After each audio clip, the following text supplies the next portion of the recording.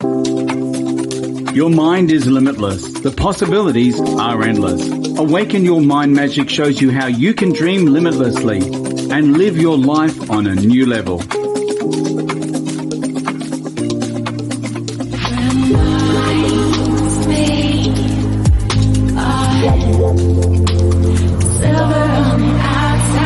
Susan Kathleen speaks with ordinary people who are living extraordinary lives using the power of their mind. Gold on the inside, silver on the outside. Gold on the inside, silver on the outside. Abundance, prosperity, and success. There are no limits to what you can dream. Join Susan Kathleen on a journey into your dreams, making a difference and living life on your own terms. This is Awaken Your Mind Magic. Hello and welcome, everyone. My guest speaker today is Debbie Elder from Houston, Texas in the USA, and she's originally from Canada. And if you could see what I can see, she's a goddess. She's absolutely beautiful. And I've been speaking to her pre this interview. And it's not just outside, it's inside as well. She's like an angel. And wow, does she have an impressive resume. So Debbie is the owner and head of Shady Oak Primary School, which serves grade 1 to 5 in Fort Bend County, Texas. She's an international speaker with a vast experience of speaking to students, teachers, corporate America, entrepreneurs, and people who want to be successful in life. She is the author of multiple books. And Debbie's book, Share Your Message with the World, is an international bestseller. Debbie started speaking in conferences for Applebaum Training Institute in 2003, where she traveled the country training behavior management techniques for the classroom and has spoken to audiences from 800 to 1,500 teachers. As a certified nurtured heart approach instructor, she is able to deal with any child under any circumstances.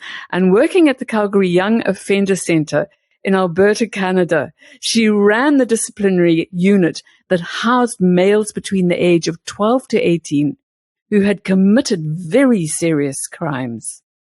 Welcome, Debbie. I am truly honored to have you here on Awaken Your Mind Magic and genuinely can't wait to speak with you about all you have achieved and still are.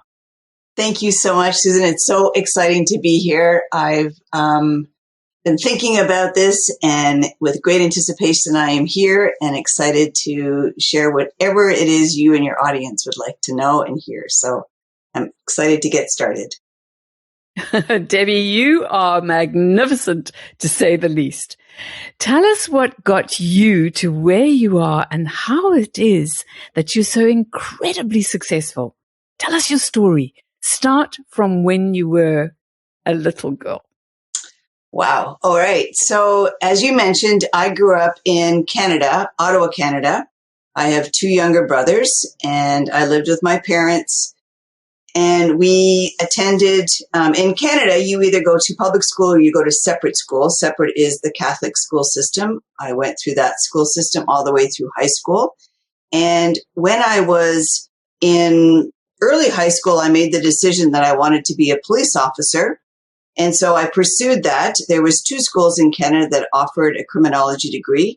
One was about 2 miles from my house, and the other university was across the country. So I made the decision to attend the school very close to home, which I did. And I went through my training and became a police officer for the Ottawa Police Force. And I did that for a very short time before moving to Calgary, where I served with the Young Offender Center, which I absolutely loved. It's a funny thing, working at a jail for young offenders or juvenile delinquents, you wouldn't think that would be a fulfilling job, but it was exactly that. What I learned that was so impressive to me is that these young men were, every single one of them, a bigger victim than they ever victimized. And it really opened my heart to compassion for these young men. and to really understanding. And one of the things that concerned me was when their time was served, they were simply released out the back door of the jail. There was no rhyme or reason. There was no protection for them. There was no, here's some great places you can go. We know you have no money, and so I took it upon myself before I left to put together a program that equipped them with places and services in our city that would help them to get back on their feet so they wouldn't reoffend. And so that was something I was very proud of before I left. I left because I was getting ready to have my first daughter, Natasha, who has made me a grandmother and is going to make me a grandmother again, which is very exciting. She has a little 2-year-old and is getting ready to have a baby in March of 2021. And I also have another grandson who is 7 months old as a couple of days ago. So that's sort of the catch up there. But back to Calgary. So I ran worked at the Young Offender Center for a number of years. And my last position there was as the labor relations coordinator, where I had the opportunity to sort of hear what management thought of employees and what their struggles were, what the employees thought of management and their struggles were, and then what the union was dealing with. And I was kind of the trifecta. I kind of worked between all three, which was interesting to hear different impressions and different perceptions of the same institute. And you kind of, because of my role, I was brought in for every disciplinary action with employees. So I really had the inside scoop. And what I realized is people just need to listen more to each other and to ask for what they want. Of course, I was the ripe old age of 26 when I discovered all of this wisdom, but it really did serve me well as I continued in my journey. Once I had my daughter, I stayed home for a little while and quickly realized I was not cut out to just stay home. I needed to do more than that. So I took a job at the John Howard Society, which in Canada is quite a big thing, helping inmates to re-enter into the community and really get a fresh start. It's not very popular or big in the States, but it was quite expansive in Canada. And my job was to go into local high schools and talk to students about what should be happening educationally wise in an institution and what truly was happening and how could we make some changes. So it was all about giving them alternatives to incarceration and opening their minds to perhaps maybe putting everyone in jail wasn't the right answer. Maybe there's other ways to help with these social issues. So I did that for a short period of time before I became pregnant again. I had my second daughter, Melissa, and then we made the decision to become therapeutic foster parents. And a therapeutic foster parent is different from a regular foster parent because we took in young women with severe behavior issues, a couple of which, Susan, I picked up at the jail I used to work at, which was kind of challenging, but interesting. So I have one little story that I want to share with you because it's kind of, I don't know, it's just kind of fun to tell. One of our foster daughters, who I'm still in touch with thanks to Facebook, stayed with us, and she came to us. She was 16 years old. She was working the streets, and delightful girl. Once I got her in my home, she kind of arrived on a Saturday. It was one of my daughter's birthday parties. She like stepped in and she was like helping and cooking and serving food. And I was like, wow, like this gal's amazing. The more I got to know her, she is amazing, was amazing, is still amazing. But there was a lot of issues. So she had realized where her deficits were and made the decision to cut off all of her old friends. And she kind of stuck with me. I homeschooled her. That was her request. And she did great. One of her friends decided to get married, so she went to the wedding, and then she didn't return. I don't know if they got out doing what they do. And because of the situation at that time, which was in the summer, beds go very quickly. And so she wasn't home by curfew. The next day, I had another foster daughter in my home. It moved that quickly during those hot times. Well, we didn't hear from her for quite a while, but before she left, my husband taught her how to drive because she was at that age, and she asked him, and so he did.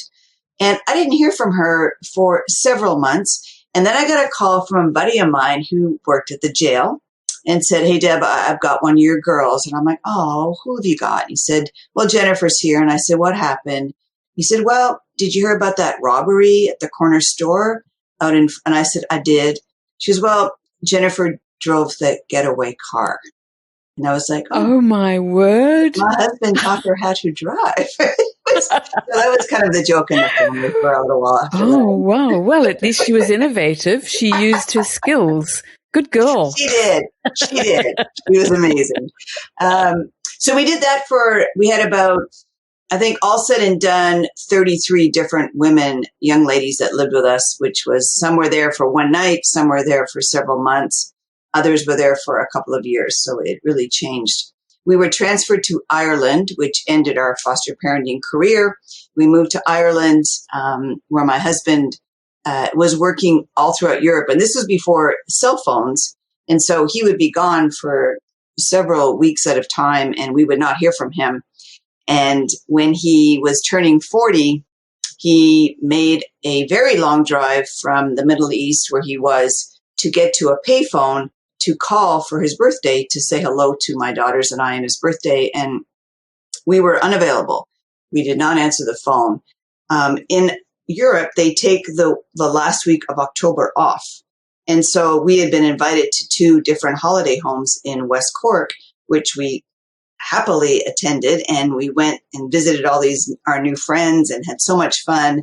And we got back, and when he did return home, he said, I tried to call you on my birthday. I was worried. Where were you? And I went, oh, honey, you got to call a lot more often because we got stuff going on. We're like busy. And so we had a lot of fun meeting all our friends. I wasn't able to work in in Ireland. I did not have a working visa, which was fine. I took some university courses and spent time with my daughters, and I really enjoyed the Irish people. They were phenomenal. Then we moved to Houston. I taught preschool for a couple of years because Melissa was attending at the school there. I then was hired to teach other teachers around the country when I worked with Applebaum. And we discovered shortly after Melissa left preschool that she had a severe hearing impairment. And so the public school was really not able to meet her needs. So my husband and I made the decision that we would bring both her and her older sister home. And I homeschooled them.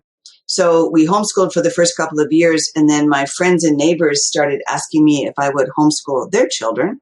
And I said, I don't even know if that's legal in Texas. Oh, well, it is.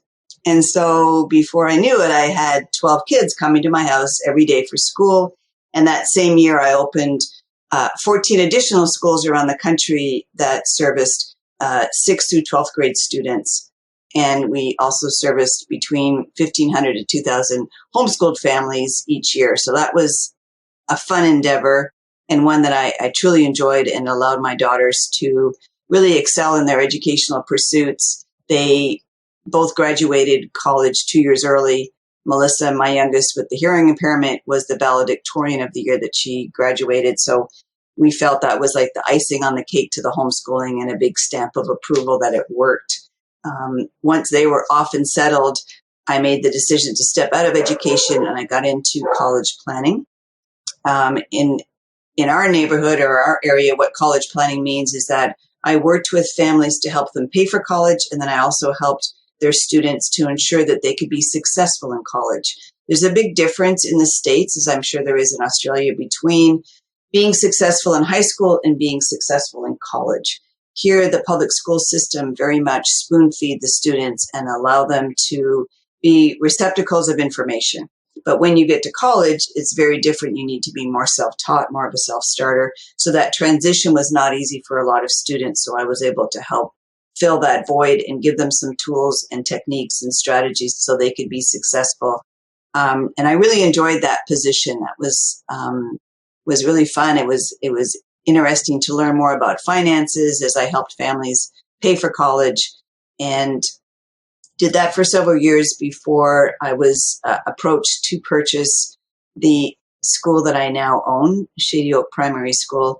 And it's so funny when my financial advisor called me and said, I'd like you to buy this school. And I said, well, tell me a little bit more about it. And he said, well, it's 1st through 5th grade. I went, oh no, that's way too little. I like troubled teens. I don't like little children. But, the more I thought about it, I went, what if you were to work with younger students, maybe there would be less troubled teens. And so that was the tipping point for me. So in 2014, actually the same year both my daughters got married, I bought a school in between the two weddings. So it was a very, very, very busy year, but probably one of the best decisions I've ever made. I absolutely love what I do. I love being with my students, and we take a very unique approach to education that allows us to meet them where they're at and grow them as a whole person. So their social, emotional, spiritual, and academic needs are met, as opposed to just focusing on, the reading, writing, and arithmetic. We really look at what they're going to need at the next level and what habits we can instill that will allow them to be the best they can be moving forward throughout their entire life. So sorry, that was a lot. I'll let you talk now. That was fantastic. So your daughters went off and got married. In order to avoid the empty nest syndrome, you purchased a school with a lot of little people in it. That's really a very good idea. Ladies, empty nest, go get a school. And especially if it's one that is the type of school that Debbie is in charge of. Because, Debbie, I've been in education for 40 plus years, and you're a woman after my own heart. I absolutely believe that when you catch them young and you start teaching them not just the 3 R's, spirituality, social connections, the fact that they are each unique and wonderful, and they have these incredible characteristics that can be played upon to be able to grow that wonderful, limitless creativity within the child. So what you've told me so far is I absolutely resonate with. The other thing that I actually picked up earlier on is you said something very profound. And that was when you were working with the troubled young men, that they were basically victims of circumstance, and that their behavior was from what had been happening to them and not why they were behaving that way. Can you go a little bit deeper into that? I would really like you to share that with the listeners. Yes, I'd be happy to. And I have a great story to share with our listeners that might help this. So this was back in the 80s. So all these young men had really long hair. And so my very first shift by myself. So we always were in teams. My partner went on his break. I was in my early 20s when I started at the jail, and I was put on a unit with, as I mentioned, 12 to 18-year-olds. This is before I ran the disciplinary unit. This is when I was green, just getting started. And it was time to tell all the young men to get ready for bed. So I yelled out like I had heard my partner do, okay, guys, it's time to put your pajamas on. And we're going to, lights out in 15 minutes. And I still remember this young man, Chad. He walks to the edge of the balcony. It was a 2-story unit. And he leans down and he looks at me and he goes, yeah, make me. I was like, ooh, whoops. And I realized right then that the power of my words were only as powerful as I allowed them to empower the other person, right? And so we started using, I started using at that point enforceable statements. I never again said what I was going to do. I never said what they were going to do. I always said what I was going to do. So what that meant was I was going to take action, whether they proceeded to take the correct action or not. And it was a very eye-opening experience. And then several years later, one of our inmates' brother died in Lethbridge, which was about 3 hours of a drive south from Calgary. And my supervisor asked if I would go with him to the funeral. He had requested me.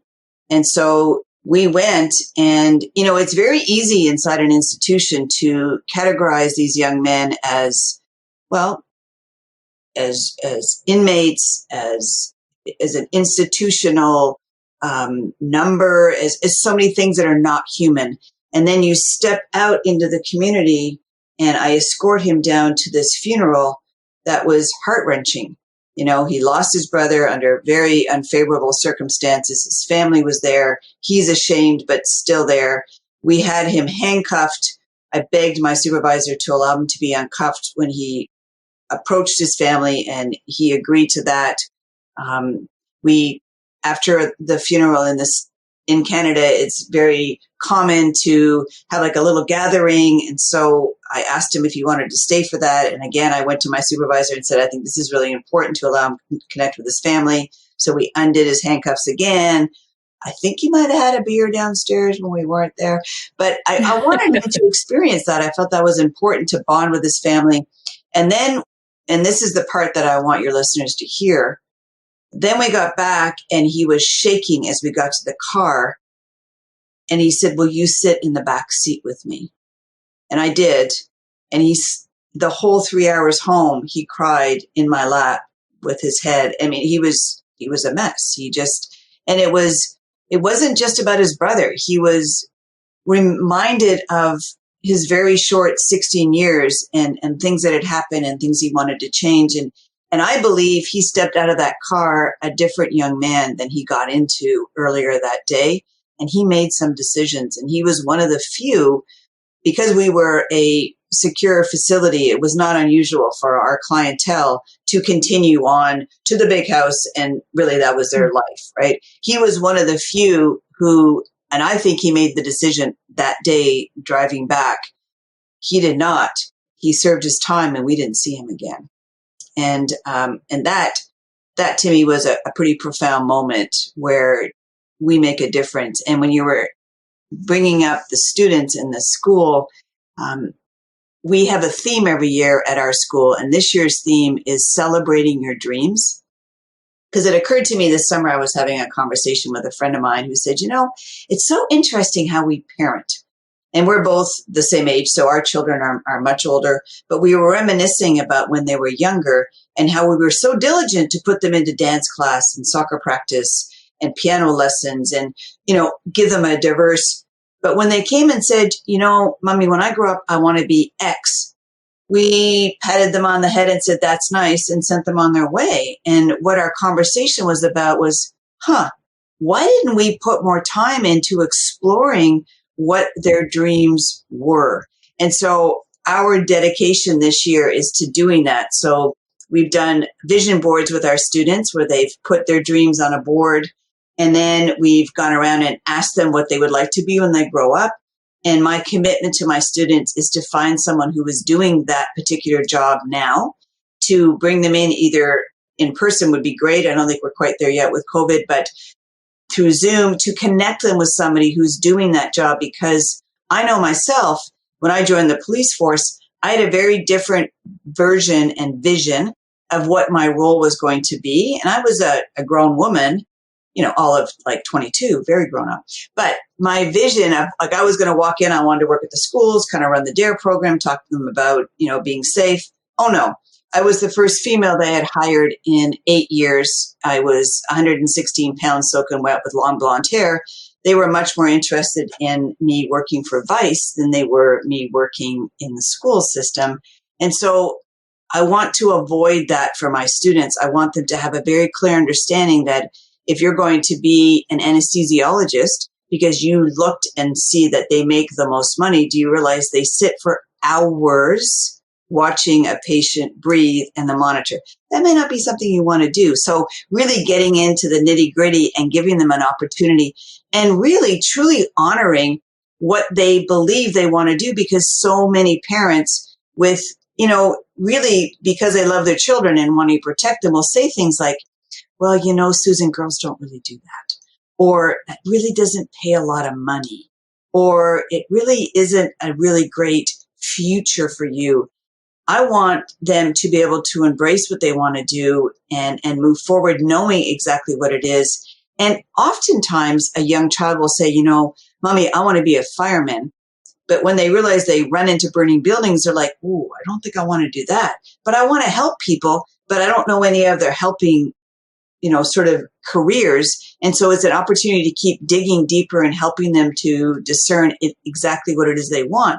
Because when I talk to a lot of my friends and people that I know, and I ask them, what did you want to be when you were a young child, and where they're at now, there was a long, windy road to get to where they're at, but guess where they're at? Doing what they really believed they should do as a young child. So I'm just trying to cut some of that windiness off from my students and to validate them. I totally hear you, because as a vision board and dream builder coach, and I work with children and adults and often mothers and daughters and fathers and sons or whatever, I understand the importance of being able to visualize, realize, and understand that you're far more powerful than you ever were told as a child, or as a child growing up, and the big parents there with the child. So they both getting educated at the same time. So I love your concept. I understand it totally 100% and thousands and millions of percentages, because that's my passion. And that's why I asked you that question. The other thing is, where you say they make this windy road and it's all uphill, they're miserable in what they've been conditioned as a child is best for them. That's where you make all your money. And it's always about that. And of course, money is energy. It's like anything else. Mm-hmm. And as you say, they revert back to doing exactly what they are put on this earth to do, their beautiful creativity. So thank you for what you are going to be doing and what you intend, because that is an amazing dream and an amazing vision. And I'm excited to hear that. The other thing I wanted to ask you is, how did you bring up your daughters? Oh, that's a very interesting question. So we did not make the decision to homeschool lightly. I was working as a substitute teacher at the school, and I would come home at night and I would say to my husband, it happened again. By noon, I'm out of curriculum. Well, what we didn't realize at the time was, because of my behavior management skills, I managed behavior. So we just got to work and we did our work. And we really thought initially it was because I was a substitute teacher. They didn't want to burden me with, unnecessary or too much curriculum to cover through the day. And what we quickly found out was, no, that was all they were intending to cover. And so my initial thought was, if I brought the girls home, we could do twice as much and be done much earlier with school. Who says it has to take 12 years? What if we can condense that? So we made the decision, we pulled them out, we homeschooled them, but everything was always done. So I learned a lot as a foster parent, because I kind of got to practice on other people's children. And in Canada, we play a lot of cards, and there's a trump card, and the trump card beats everything else. So when I had my foster daughters, I ran a very cooperative household. Everybody participated, because I believe that through participation, you feel a sense of belonging. So Susan, if you were to come to my house and I'd be like, oh, you've flown all the way from Australia, just relax, I'm going to take care of you. And I make you this beautiful steak dinner and we enjoy a glass of wine and it's wonderful. And the next day you wake up and there's breakfast by your bed. You're like, wow, I am not leaving. This is phenomenal. But by noon, you're like, feeling uncomfortable, like, could I set the table? How can I help? Yeah. Make a salad? You're wanting to participate. And I felt the same for my foster daughters. So we allowed them to participate. And what I learned through that process was very much a give and take. And I didn't feel, because I wasn't their mother, that I had the right to say no to them. So if they came to me and said, Deb, and they called me Deb, we're very informal in Canada, I'd like to pierce my nose. I'd be like, that's cool. I'm so interested to find out what you research about that. And they would go do a little bit of research, and I'd say things like, so if you get the cold and you have to blow your nose, you have to take the earring out, and does it come out your earring? How does that all work? And I would just throw in little questions, and they would come up to their own decision and be like, yeah, I don't think I'm going to do that. But I also had a trump card that I held. So if they were out with their friends and called and wanted to extend their curfew, but I was tired, I felt very comfortable saying no. And I said, it's not because I don't trust you. Don't get all up in that. It's simply I'm tired and I don't want to do it tonight. But I really made the commitment to each of my girls that I was very careful with that no card. I didn't say it very often. And it really allowed them to negotiate and to really make a case for what they wanted, which I think is really important. I watch a lot of parents now, we call them the snowflake parents, who are quite involved in and I really wanted my daughters to determine what they wanted and to make a way for themselves. So we raised them with a lot of yeses and a lot of support and an opportunity to come to us with ideas and express their reasoning behind them and present a case. And most times I said yes. There was really no reason to say no. My daughters were phenomenal. They were easy to raise. I was very blessed. They were really easy, good girls. They homeschooled, as I mentioned, from third grade all the way to college. But that left them with a lot of choice. So they would say to me, Mom, we'd like to start school at 6 a.m. I'm like, all right. So we'd be done by noon, and they had some downtime, and then they went to their events. Natasha was a competitive soccer player until she was 14. Then she became a ballerina.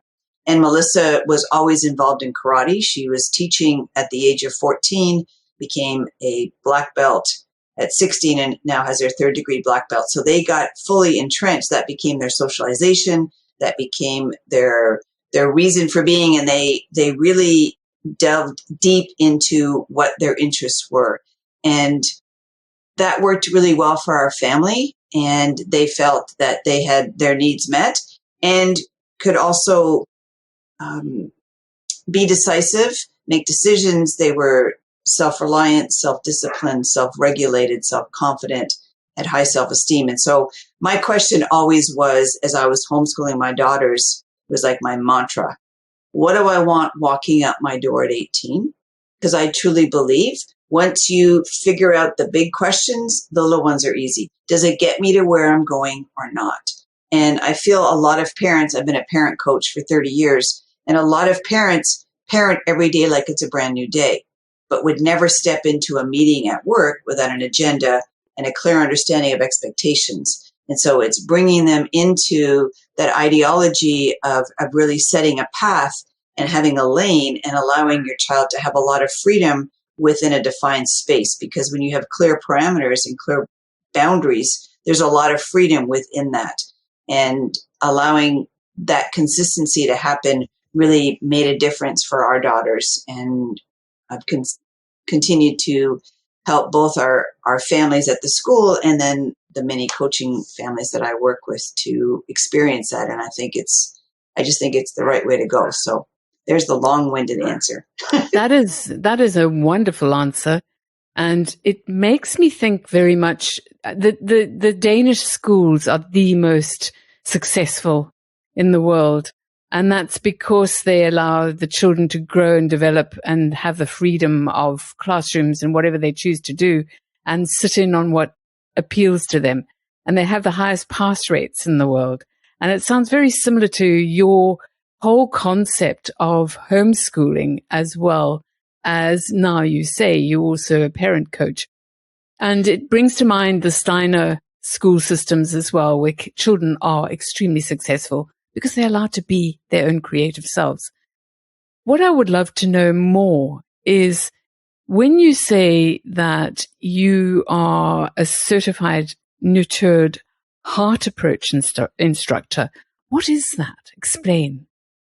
Absolutely. So the Nurtured Heart was started by Howard Glasser out of Tucson, Arizona. He was a psychologist working with very troubled students and was trying all the traditional things, and it really wasn't working. Because if you think about almost the carrot and stick program, my daughter, Natasha, for the 2 years that she was in public school, they had a rating system. And if you didn't act the way you were supposed to act, you got a sticker that went home, and it was like a DRA. It was very similar to what we used at the jail, a 4-star rating system that if you don't care about the rating, it has no effect on you. So the kids who really need to have help with their behavior, like, I don't really care that you gave me a sticker. I don't even care what color it is. So what Howard determined was it's really more about connecting and recognizing the greatness in them and using irrefutable evidence. And that's truly the basis of the entire system, is the irrefutable evidence.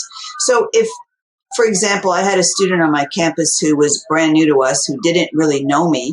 Therefore, my opinion of what he's doing, of him really doesn't matter. And so, but being able to point out irrefutable evidence of his work, of his progress, resonated with him. So if you can imagine an artist that shows up with a portfolio, in your portfolio, what do you put? Your best pieces, what you're proud of. Well, his portfolio was filled of things that validated what he told me on his first day of fourth grade when he joined us is, I'm bad and I'm stupid and I like it. And in my head, I went, game on. And so his portfolio validated those feelings because that's what he had been told for the 3 years previous he had been in school. And so I had to carefully slide out those images and that definition of who he was and slide in new images. So I used a Polaroid camera and I would take pictures of him, like he'd pick up a pencil and I'd be like, looks to me like you're thinking of working, click. And I just place it on his desk or I'd write on little notes of things I observed. And again, I just stuck to the facts. It was never my opinion. It was just what I saw. And the Nurtured Heart approach has 4 levels of recognition and it's all about specificity. There's no attaboys. There's no, hey, good job. You're awesome. That doesn't mean anything. You have to be very, very clear and you focus only and give your energy only to their greatness. So when a child steps out of their greatness, there is no reprimand. There just is no energy. And if you make being in the area where it's juicy and awesome and you're getting fed and you're feeling like you're really on your game, you don't ever want to step out of that. And it is an amazing system. We've used it at our school. We've been in operation for 7 years and we've used it for 6. And we actually get students who come to us because we are a Nurtured Heart school. I went and got trained. I went to Tucson and spent a week and got trained in it. And now I train other teachers in this approach and parents. And it works with spouses. It works with employees. It really is about espousing what you love about the other person and giving them feedback on how fantastic they are. And I just said to someone, how cool would it be if I was like riding on your shoulder all day, telling you the greatness I see in you on a regular basis? What does that cause you to do? It causes you to be greater, to continue along those paths. And it really has been a very effective way of allowing our students to step into their gratefulness, step into their awesomeness and their uniqueness. We practice gratitude at our school. We end each day with a compliment circle, which culture is very important to me. So the first 2 weeks of school, we only concentrate on setting expectations and building a very juicy, warm culture where everyone feels recognized and heard. We teach them conflict resolution skills and reformative justice circle strategies. And we just get crystal clear on expectations so that for the rest of the year, if you choose to break a rule, it's like, I know that you know that you know that I know that you know the rules. So if you broke a rule, that's by choice. There'll be a consequence and then we're going to move on, right? It's a clean slate every day. We're not holding anything against you, but it allows us to get right into the job of teaching, which is why we're there. And our behavior in the classroom has been phenomenal as a result of using this and really meeting the needs of these students where they're at and recognizing that some students come with, if you can imagine, a huge empty gas tank that needs to be filled every day. We're not sure what happens at home. We're not sure how it's depleted, but it is. And eventually, like this young man I talked about who told me he was stupid and he liked it, he learned to self-fill. He learned to believe in himself and has gone on to be an incredible leader. He's now in high school and every once in a while will check in with me. And his mother says to me, every time I see her, you changed his life. You just gave him back his life. So it's a pretty spectacular opportunity to use with any human, not just students and not just children. It absolutely is. And one of the most rewarding things I've found personally, and I would think that you do, is where they check in. They don't lose touch. They come back and you do get the thanks from the parents, but it's the individual that you've been teaching. And that is precious. And to see their development, it's so exciting. You spoke earlier on about conversations with friends, about being soccer moms and, well, you didn't use that word, but basically all the things that we are conditioned to do as parents nowadays. Take them here, do this, do that. And basically you as a parent are signing them on because so-and-so next door has done that with their children and you think it's for their good. And they get swamped. They don't have this time to be these individuals. What are your thoughts on that? That is an awesome question. So I have a story for that too. So when we moved to I love your story. Calgary, the girls were 2 and 3 years old. And so they had little play dates from their preschool, and the Canadians would they come to the door and they would drop off their child and we talk for a little bit, and then they come back a couple of hours later and pick up their child and leave. Then we moved to Australia. I don't know why I keep saying Australia. We moved to Ireland, and the Irish would come and they would show up in the morning and they'd come in and have a cup of coffee and they would visit with me, and then they would leave, and then they come back in the evening and they'd want an adult beverage and they would visit, and they would stay a long time. And then I moved to Houston, and I swear, Susan, they just slowed the minivan down and kicked the kid out because they were racing on to the next event. It was just like, oh my gosh, this is so different. Yeah. And I remember when we first moved here, looking at what all the extracurricular activities that the children were involved in. And I said to my husband, one, I don't know how they afford this. This is crazy.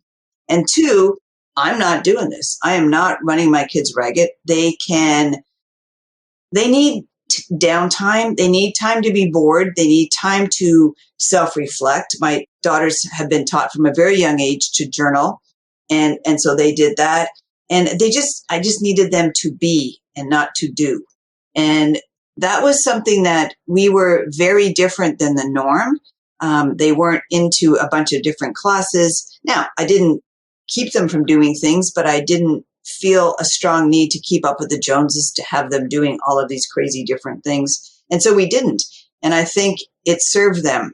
I think they really grew up to be their own people, their own person.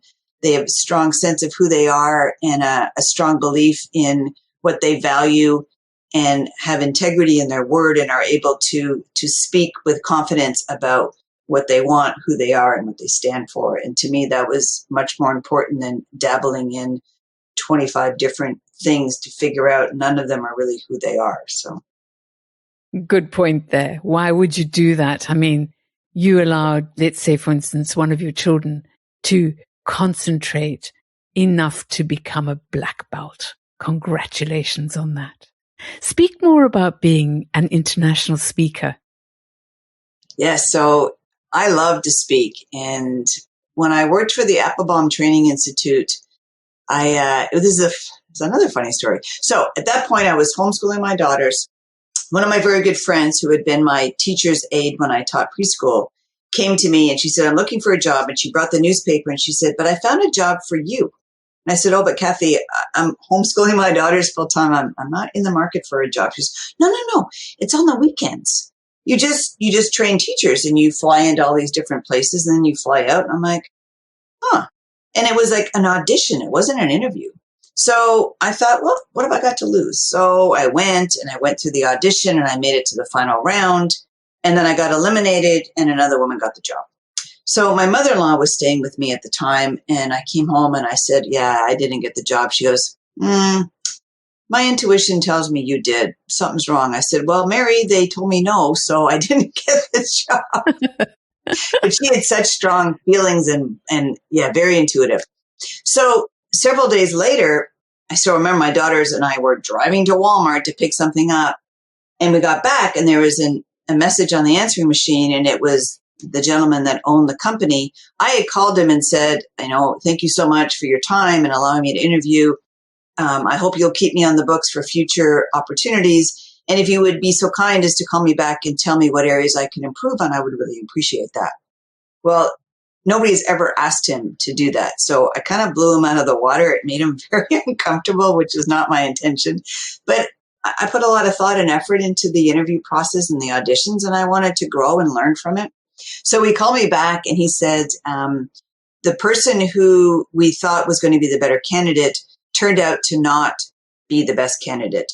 their process was you auditioned in front of all the other candidates. Then if they liked you, they brought you in and you did a presentation just to him and his mother, who were the owner of the company. And if you passed that, then you did a presentation to their staff. And if the staff liked you, you were in. Well, the staff did not like the candidate who they thought between the two of us was the best choice. So he called me and he gave me some tips and things he needed me to do. And I went in the next evening and presented to his staff. And that was a Thursday night. Friday morning, I was on a flight to Oklahoma City to present and to watch how they did their stuff, their training. So I get on the flight, and the woman who I was competing with for the position right up until the end is on the flight. It's with Southwest. In the States, Southwest at that point was you got to pick. It was open seating. So she's like up talking to me and standing next to me, and she ends up sitting with me for the entire flight there. And I see my boss, my new boss now, is at the front of the plane. So we get off the flight. And this woman is like, I'm going to be at your presentation tomorrow. I just got to see what you have that I didn't have. I'm very curious. She was very nice. But my boss was like, she swooped in like the mother hen and put me under her wing and told this woman, you're not welcome on our seminars and you need to stop stalking her and leave her alone. It was just like, wow. Crazy. So I worked for them for just under 4 years, and I've always been very entrepreneurial, and I rarely work for anyone, but they were probably the best bosses I've ever had. They not only taught me a lot about speaking and different tricks and styles and things to use, they were very appreciative. You would go off to these cities by yourself. You had temporary staff who showed up. You would speak, as you mentioned, to 800 to 1,500 teachers for an 8-hour seminar, and then you'd fly home. And during that time, I sold a lot of different products. So this team that came in to support me and help me with the sales had to be trained in the morning. I mean, it was a full day. And then you got back Sunday and you did all your paperwork, and then you submitted it Monday and you went out the next week. So that gave me many, many sort of road warrior miles as a trainer. So I've trained in Ireland. I've trained in a lot in Canada, and then all throughout the States. So, but if I could, sort of use my magic wand, I would speak every day. That just fills my cup. But what I learned, Susan, is you have to have stories to speak. And if I don't have my school, and I had an after school program for many years, those fuel the stories and they give legitimacy to what I say on the stage. So there's a balance. You need to have both. And so COVID has changed that. I do a lot more podcasts and Zoom calls and Facebook Lives now. But speaking is something I truly love. And just a quick side note, I teach my students 3rd through 5th grade to be speakers. And we have speech class, and they're phenomenal. Yes. I love that. Now, in Australia, these children here start to learn to use the mic and public speak from when they're tiny. And it's something that because I came in from the UK, and of course I have 2 grandchildren, and being Nonna, who absolutely adores her little grandsons, when I go to watch them, I thought, why hasn't the world seen that when you give a child confidence to be able to get up there and public speak, it makes your life so different? And they become, here in Australia, fabulous storytellers right from the outset. And it's great to watch. So I love public speaking. It's in my blood. I started on stage doing all sorts of stuff like that. You couldn't stop me.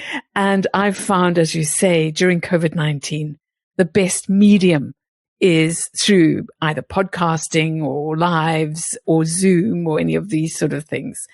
And this brings me to ask you about your TEDx talks. Congratulations.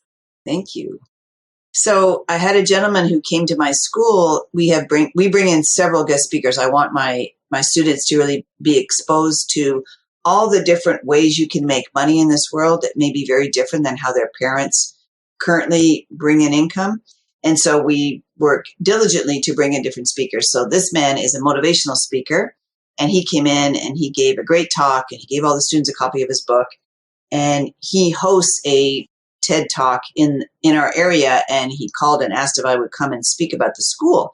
And I was like, sure. He goes, would you like coaching? And I'm like, for sure. He goes, of the 25 people who are speaking on the stage today, you're the only one who asked for coaching. And I'm like, well, that's just crazy talk, because TED Talks are very different. The one we did anyways, it's videotaped from a very different angle, that you only can stay within your red circle. You have a limited amount of time you can speak.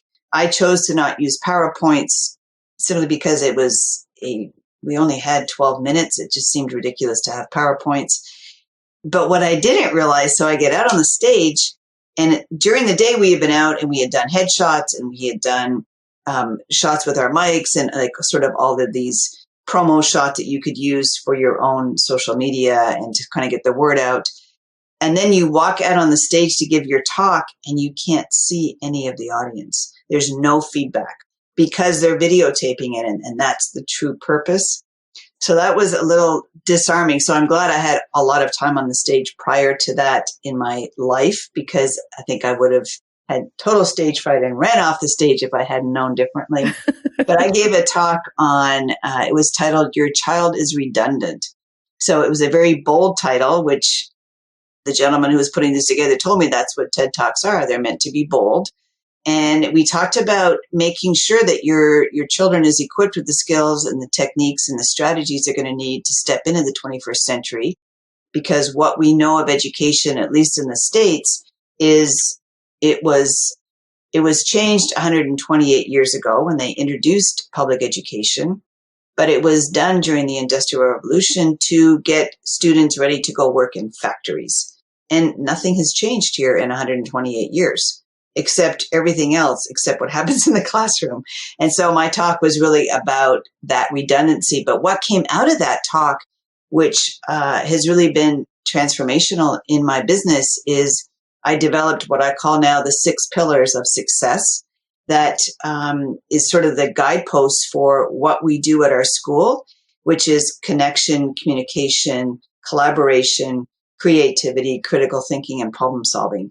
And those are the soft skills that I weigh just as equally as I do with reading and writing and arithmetic, because I believe without those, and I know so many of my friends have corporations or are CEOs or are very successful entrepreneurs. And what I hear from them is they can't find candidates who have those skill sets. And so I'm like, why don't we just teach it to the children when they're young? It now becomes habitual. It becomes who they are. Children are very, very capable, and so many times adults underestimate that capability. At our school, we simply teach them those things, and they rise to the challenge every single time. And those that can't, we hold that space for them. We believe in their capabilities, and they get there eventually, and then we just back it up and we hold the space again, and they get to that. And so giving them a mindset of a growth mindset and an opportunity to truly believe that they have the capabilities and the opportunity to go and be who they need to be when they want to be it, and to have clarity about that. We do a lot of time at the end of our classes on reflection. So they have time in every class to think about, okay, in math today, what worked? What did I learn? What didn't work? What am I not going to repeat tomorrow?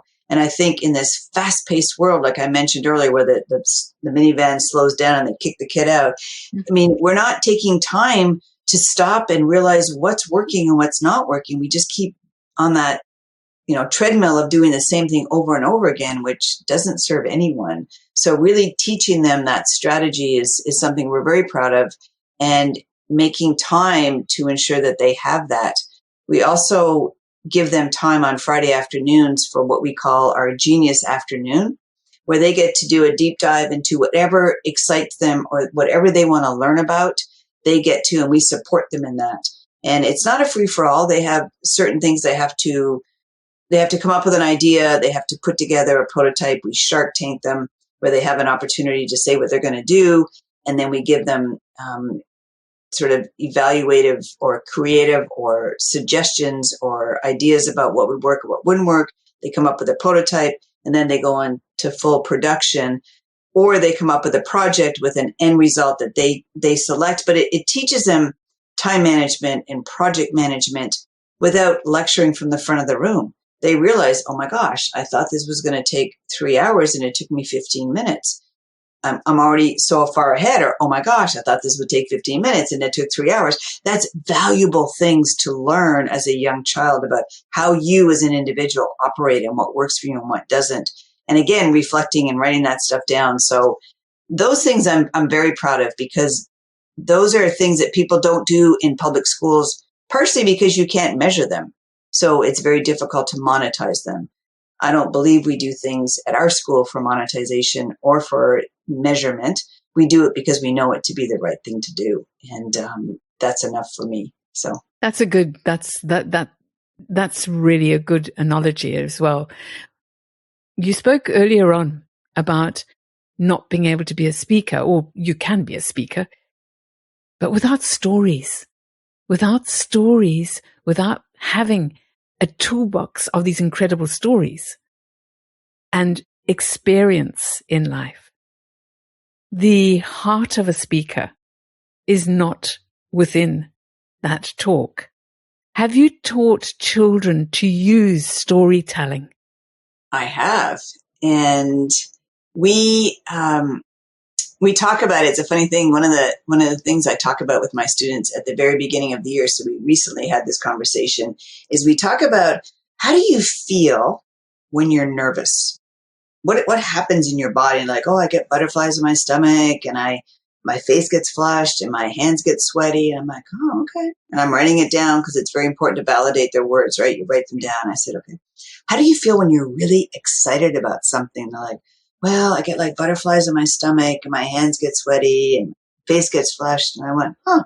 So you're not nervous to be a speaker. You're excited to tell your story. And you're not giving a speech. You're telling a bit about yourself. You're telling a story. And they're like, oh.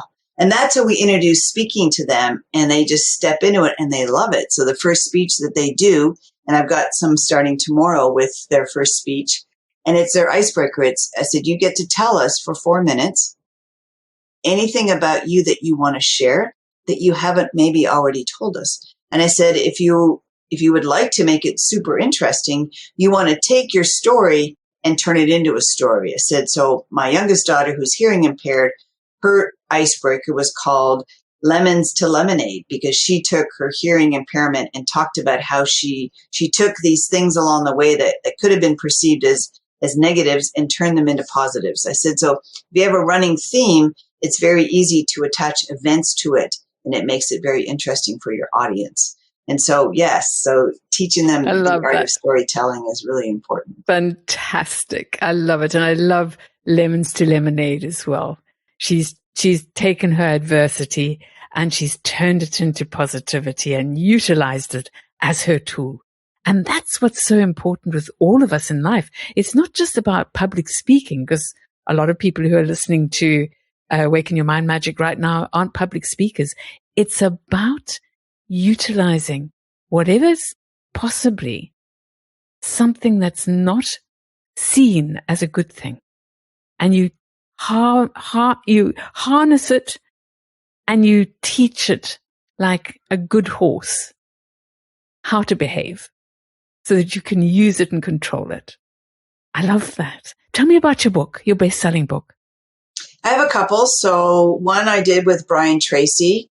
It's right behind me here, Against the Grain. And that was more about sort of more financial, dealing with a downturn economy and how to economize. And then the other one I did was more talking about stories, and it was a collaborative book where educators got together and shared their different stories about how they've made a difference in the lives of students.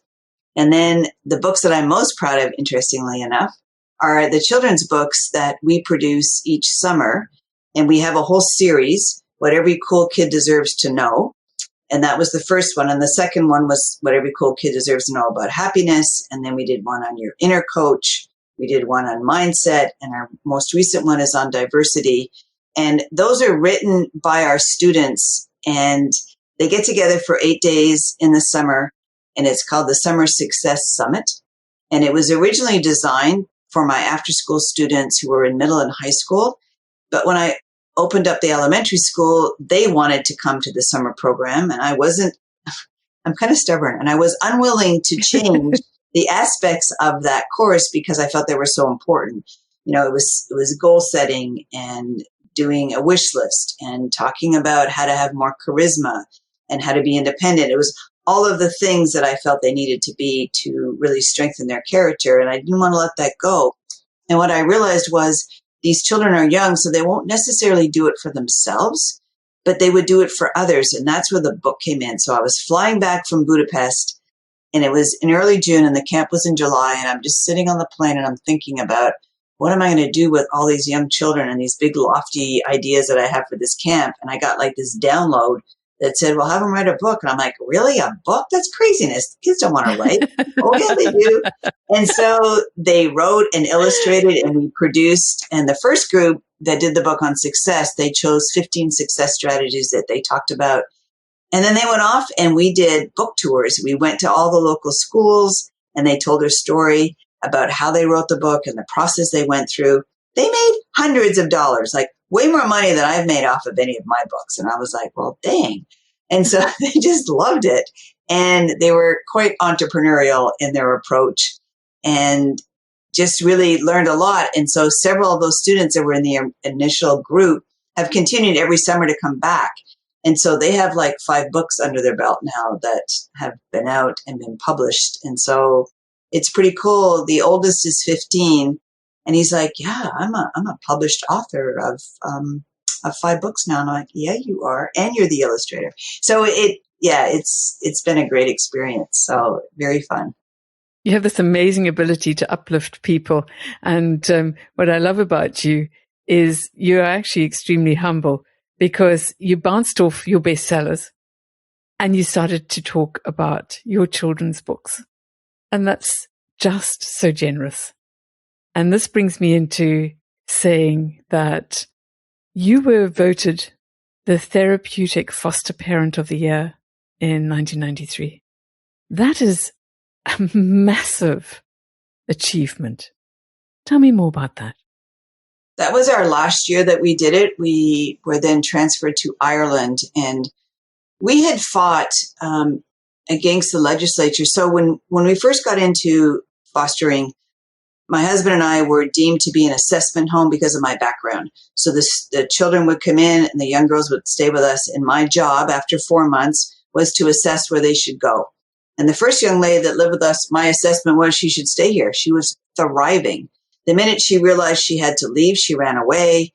2 years later, I caught her on Sally Jesse Raphael, which was like a talk show, and the reason she was on because she was a pregnant prostitute. Well, that was not the life that we had done so much work in a short period of time to turn her life around. That wouldn't have been her future had she been allowed to stay with us. And so I was successful. We changed the legislature. I was able to then change the designation of my home. And the last foster daughter that we had live with us was, her name was Loretta. And when we got transferred to Ireland, she got moved to another foster home. And it was the same situation. She got there, she lasted, I think, 3 days, and then she ran away. But the night before we were leaving Calgary to go to Ireland, I get a call from her social worker. So imagine my house is empty. Everything's in the container, packed up, ready to go overseas. And I get a call from Bob, her social worker, and he's like, Deb, Loretta's mom has signed the papers. And I said, Bob, I don't know what you're talking about. My flight's first thing in the morning. I'm just getting ready to go to bed. He goes, well, she's agreed to allow you to have her daughter and take her to Ireland with you. And I went, well, this is the first time hearing of it. So it was heartbreaking because had they had given us a little bit of notice, we would have taken her with us. I became a trainer within the province of Alberta of foster parents. So I used to go on the weekends and train other foster parents in techniques and strategies. And basically it was how to connect. How do you connect with a young, typically angry teen who's come into your home? How do you allow them to feel they're part of your family? How do you incorporate them in quickly and in a way that allows them to feel that they have an opportunity to have a clean slate and not be judged? One of the things that we did that was really kind of fun was when they showed up, I said, listen, there's 3 rules. I am not a rule follower. I'm not a rule maker. I don't really like rules. I like to lead by principle, not by rules. Rules are arbitrary. But the agency I worked for told us we must have rules. So my first rule was, if you're going to smoke, you have to smoke in the kitchen. It was the 80s. Everybody smoked. It was Calgary. It was cold. We had snow in the winter. It was cold to go outside and have a cigarette, so they had to smoke in the kitchen. Second rule was, if you're going to make a long-distance phone call, would you just let me know?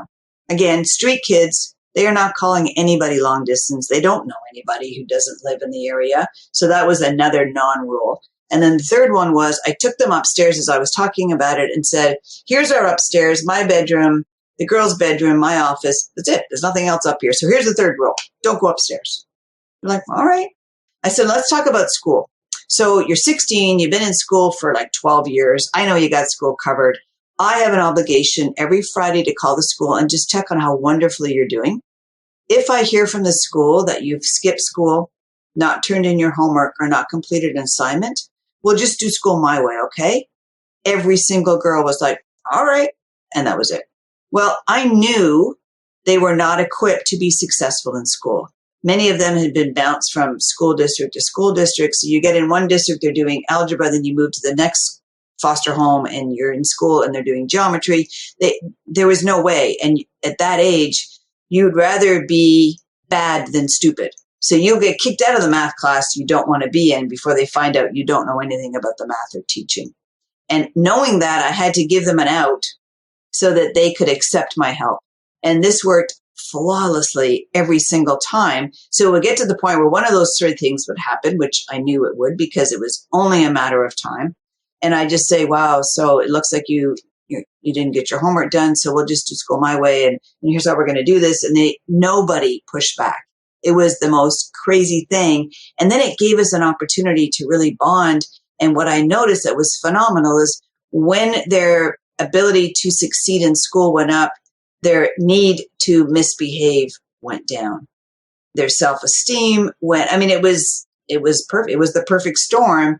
But if I come in heavy-handed from the beginning and said, here's how we're going to do school, and it wouldn't have worked. They would have pushed back. So that was a big contributor to winning that award, was just the way that we were able to connect with them.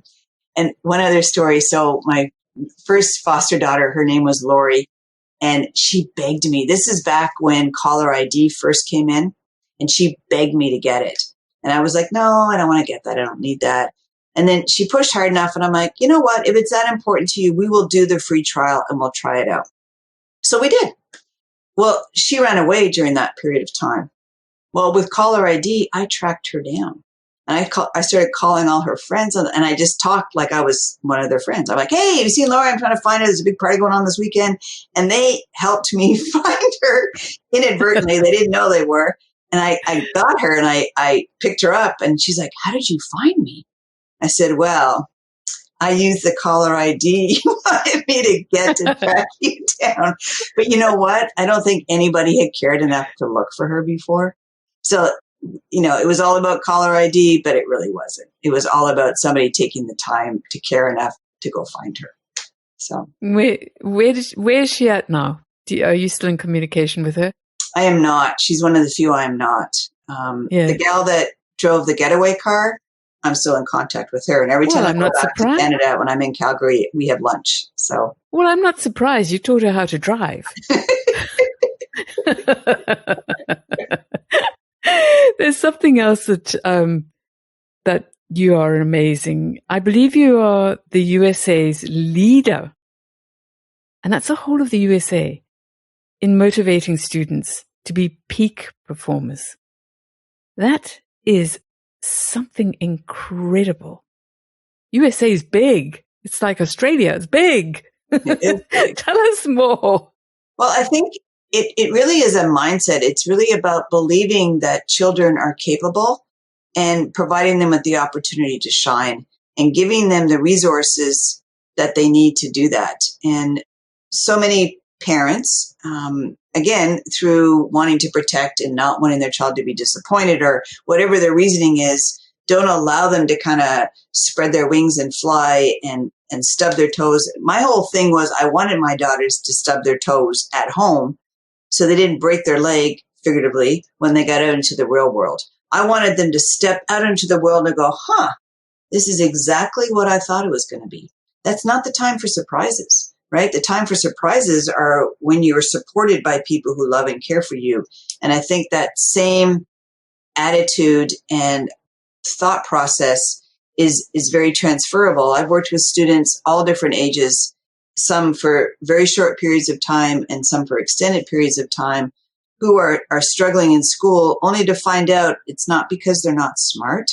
It's there's a tool or a technique or a strategy that they missed along the way. And once they're given that with someone who's willing to put the time in and support them, and they can sort of step into their own, they take off and they become very successful. And I think it really is, it's a really big part of my belief system and who I am, to empower these students to take ownership of who they are and to give them the tools, but to really be willing to stand there when it's uncomfortable and hold them to, what they want. So when I ran my middle and high schools, we gave them a lot of freedom in the process. So they had work that they needed to complete by Friday, but how they chose to break up their work, it was a self-taught program, how they chose to do it. If they wanted to do math all day Monday and reading all day Tuesday, it really didn't matter. They had a lot of choice in that. And they would set goals for me Monday morning, and then we would review them Friday afternoon. And sometimes in the beginning, their goals were audacious, like big, hairy, audacious goals that there was like no way they were going to set. But I wasn't going to tell them that. We would simply go over it on Friday and figure out what happened, what went wrong, how'd you miss the mark. And they learned very quickly how it felt. So if they rushed through their work and sent it in and got it back, and there was a lot of work that was wrong that they had to correct, they didn't like that feeling. So they learned to pace. We had a guest speaker come to the house, because my first school was in my home. And she had told me she was going to speak for 45 minutes on the importance of really documenting what you do in high school. So when you're submitting your college applications, you have a very clear path of what you've done. And she said, I'll speak for 45 minutes. And I said, that's great. So she comes, I told my students 45 minutes, and she spoke for an hour and a half. Now they were very polite and they paid attention. But when she was done and she left, they were so upset and angry. And that night I said to my husband, we're there. And he goes, what do you mean we're there? And I said, it's November of our first year and they've taken ownership of their time management. He goes, what do you mean? I said, oh my gosh, today they were so angry that she went over. But in a public school mentality, or what we had seen in public school, would have been, not my fault. Public, that guest speaker went over, or my work's not due. But they knew differently.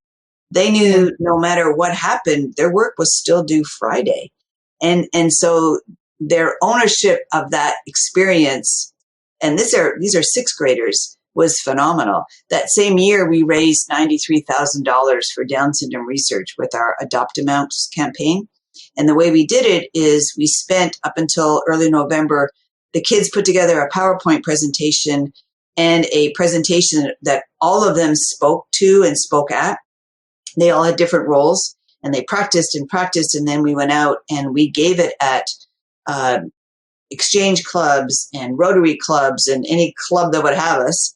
And they went out and give their pitch. They told about what they were doing. All the money was going to Stanford to research. And the money was being used to support mice with Down syndrome, which were very expensive to produce. And we had Jessica, who was our closer. And she said, okay, so you can buy one mouse. And the mice were like Beanie Babies. And they were white and they were adorable. And you could buy one for $21 because of the 21st chromosome that people with Down syndrome have an extra one of. 2 for $42, 3 for $63. And she goes, oh, you can do the math. Now, if you want to buy a whole box, we'll deliver it for you to the hospital of your choice, to all of the children. I mean, this gal could sell at 12 years old like nobody's business. And so the first time they spoke to a group was at the Sugar Land Exchange Club, which is in our area here. And they sold just under $1,000. I don't think any of them touched the floor on their way afterwards.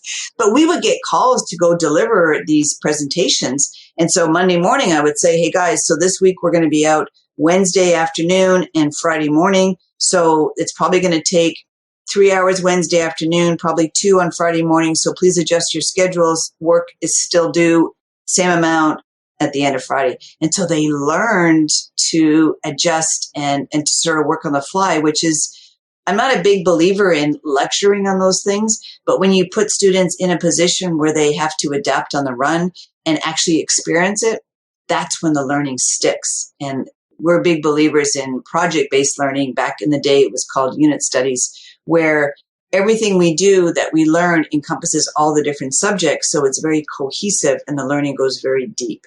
And this allowed them to go very deep with their project and time management skills in a way that was effortless because it just was. It wasn't being told. So this is a fantastic thing that you do. I mean, you were moving into charities as well. And the very clever concept of adopting a mouse, or a box of them, helps them with sales as well, let alone speaking and convincing people. Debbie, you've been an absolutely fantastic guest, and I would love to keep you on for another 20, 25 minutes, 25 years, because you are a total inspiration. Very briefly, what is your message to parents? To listen, to put your fears aside, to not parent each day like it's a brand new day, but to get crystal clear on what you want walking out your door at 18. Because once those big decisions are made, the little ones are really easy. Does it get me to my goal or not? Live your dream and allow your child to. I love everything that you represent. Thank you so much for being with us today. Do you have a strategy call or a call-in call or anything like that people can actually connect with you personally? I do. I'm happy to do 30-minute strategy calls with anyone who would like to reach out to me. I have several ebooks that we have available. One of the ones that we're promoting right now is on raising confident and efficient and effective children, which I'm happy to share with any of your listeners. And they can just reach out to me through email, and I'd be happy to set up their strategy call and or send them a copy of one of our many ebooks. Thank you so much. Whoever's listening to this, I highly recommend that you contact Debbie. Get one of those ebooks, because she is a powerhouse and she's done it all from her own experience. It's not as if she's taken it from some other program and she's promoting it. This is from her heart, and I can feel it. Bless you, Debbie, for all you've done for all those wonderful children. And for the parents as well. How can people contact you? You know, Susan, the best way is DELDER, so DELDER at ShadyOakPrimary.com. And it's one tree. Everybody wants to give me a forest. It's not Shady Oaks. It's Shady Oak, one tree. One great big strong oak tree. Yes, exactly. I understand that. I come from a long line of druids. It must have the perfect mistletoe in it. Debbie, thank you so much for being here today. I will make sure that all your contact URLs are uploaded along with your podcast. And I'm very happy and grateful to have you in my life. And I know that the listeners are going to connect with you. So thank you for being with us today. Thank you so much for having me. Take care. And I will be bringing you back onto another program very soon. I would love that. Thank you. Thank you, Debbie. That's Awaken Your Mind Magic for another week. If anything you've heard today has really impacted you and you want to know more, or you would just like to connect with me, then visit my website, awakenyourmindmagic.com, and reach out for a free one-on-one discovery session with me. Silver on the outside,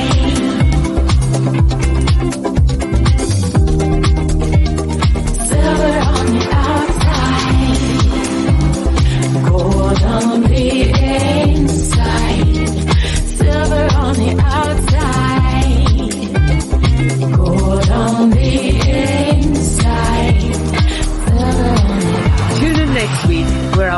discussing more tools to unlock your dreams and live a limitless life that you would truly love to live. I'm Susan Kathleen, and this has been Awaken Your Mind Magic.